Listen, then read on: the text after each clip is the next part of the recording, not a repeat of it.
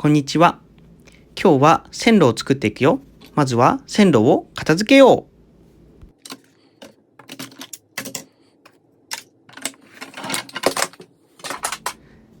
やった!綺麗に片付いたね。じゃあ次は線路を持ってくるよ。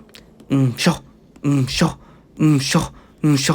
やった!運べたぞ!さあ、そしてこれを今からガッシャンしていくよ。ガッシャン!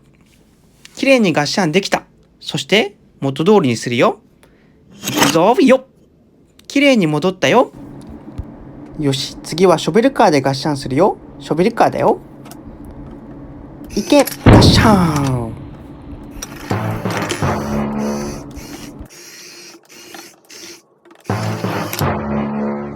ここからは素早く線路を作っていくよ。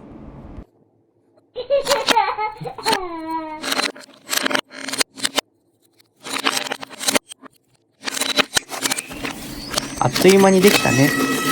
ここからはショベルカーと電車がくるくる回っていくよ。くるくるくる、くるくるくる。まるで二人でダンスを踊ってるみたい。楽しそうだね。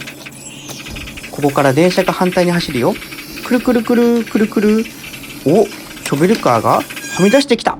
ということで今日は終わり。バイバーイ。